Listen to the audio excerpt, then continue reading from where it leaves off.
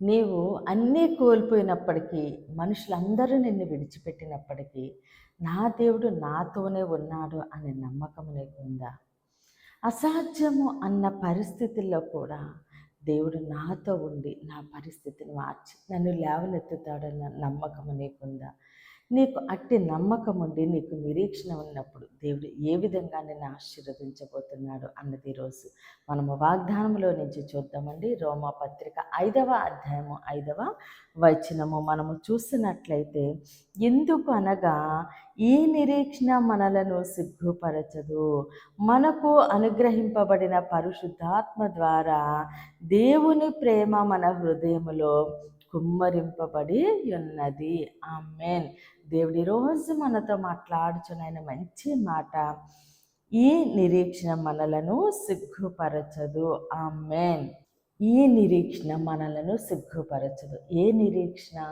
మనకి దేవుడు తోడుగా ఉన్నారని, మన పరిస్థితిని మారుస్తారని, మనల్ని లేవనెత్తుతారని, అసాధ్యము అన్న చోట దేవుడు మన పరిస్థితిని మారుస్తారు అని, మనుషులందరూ విడిచిపెట్టినప్పటికీ కూడా దేవుడు మనల్ని విడిచిపెట్టరు అనే నిరీక్షణ మనకు ఉన్నప్పుడు, ఆ నిరీక్షణ మనల్ని ఎన్నడూ సిగ్గుపరచదు. శ్రమ ఓర్పును, ఓర్పు పరీక్షను, పరీక్ష నిరీక్షను కలుగు చేయునని ఎరిగి శ్రమల యందును అతిశయపడుదుము. మనకి శ్రమ వచ్చిందనుకోండి, ఓర్పు కలిగి ఉండాలి. ఆ ఓర్పులో దేవుడు మనల్ని పరీక్షిస్తారు. ఆ పరీక్షలో మనము నిరీక్షణ కలిగి ఉన్నప్పుడు ఆ నిరీక్షణ మనల్ని ఎన్నడూ సిగ్గుపరచదండి. దేవుడు మనల్ని ఎప్పుడు శ్రమలకి, శోధనలకి, కష్టాలకి అప్పగించరు, కానీ మనల్ని పరీక్షిస్తారు అంతే.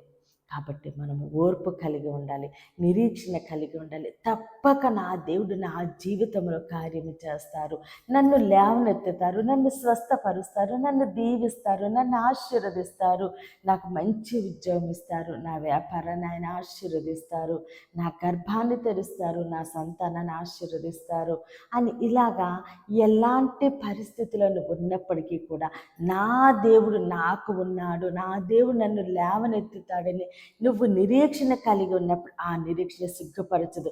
నువ్వు నిరీక్షణ కలిగి ఉన్నావా, అక్కడ దేవుడు తప్పక కార్యం చేస్తారు. నువ్వు ఎంత విశ్వాసంతో ఉన్నావో, నీ యొక్క విశ్వాసం యొక్క పరిమాణమును బట్టి, నీ నమ్మికను బట్టి దేవుడు నీ జీవితంలో కార్యం జరిగించబోతున్నారు. కాబట్టి ఈ నిరీక్షణ సిగ్గుపరచదు. మనము నిరీక్షణ కలిగి ఉందామండి. మన యొక్క నిరీక్షణ బట్టి దేవుడు మన జీవితంలో కార్యము జరిగిస్తుండగా సమస్త ఘనత, మహిమ, ప్రభావాలు మనము దేవునికే చెల్లిందామండి. కొద్ది మాటలు దేవుడు మన వినికల్లో దీవించి ఆశీర్వదించునుగాక. ఆమేన్. ప్రేర్ చేసుకుందాం. మన అందరి కన్నులు మూసుకుని ప్రేర్లేకి వంచండి. మహోన్నతుడ, మహాగణుడ, పరిశుద్ధుడా, నీకే స్తోత్రాలు, వందనాలు తండ్రి. ఇచ్చిన వాగ్దానం మా జీవితాల్లో నూరెంతలుగా ఫలించును గాక. దైవజనుల వారి కుటుంబాలు, సంఘాలు, పరిచర్యలు యేసు నామంలోనే దీవించబడును గాక. యెరూషలేమునకు యేసు నామంలోనే క్షేమము కలుగును గాక. ఈరోజు పుట్టినరోజు, పెళ్లి రోజు జరుపుకున్న ప్రతి ఒక్కరిని దేవుడు బహుగా దీవించి ఆశీర్వదించును గాక. దేవుని మాట అనే పరిచర్యలో భాగస్థులే భారం కలిగి ప్రార్థన చేసిన ప్రతి ఒక్కరిని దేవుడు బహుగా దీవించి ఆశీర్వదించును గాక. అనారోగ్యంతో ఉన్న బిడ్డలకి యేసునామములో సంపూర్ణ స్వస్థత, విడుదల కలుగును గాక. మూయబడిన ప్రతి గర్భము యేసు నామములోనే తెరవబడును గాక. యవ్వన బిడ్డలకి యేసునామములో మంచి భవిష్యత్తు కలుగును గాక. వివాహాలు కావాల్సిన బిడ్డలకి యేసునామములో ఘనమైన వివాహములు జరుగును గాక. ప్రతి ఒక్కరిని నీ చేతులకు అప్పగిస్తూ చిన్న ప్రార్థన పాదసాన్ని చేర్చుకోమని యేసుక్రీస్తు అతి పరిశుద్ధ నామమున బ్రతిమాలి వేడుకుంటున్నాం మా తండ్రి. ఆమేన్, ఆమేన్, ఆమేన్. దేవుడు మిమ్మల్ని, మీ కుటుంబాన్ని దీవించి ఆశీర్వదించునుగాక. ఆమేన్.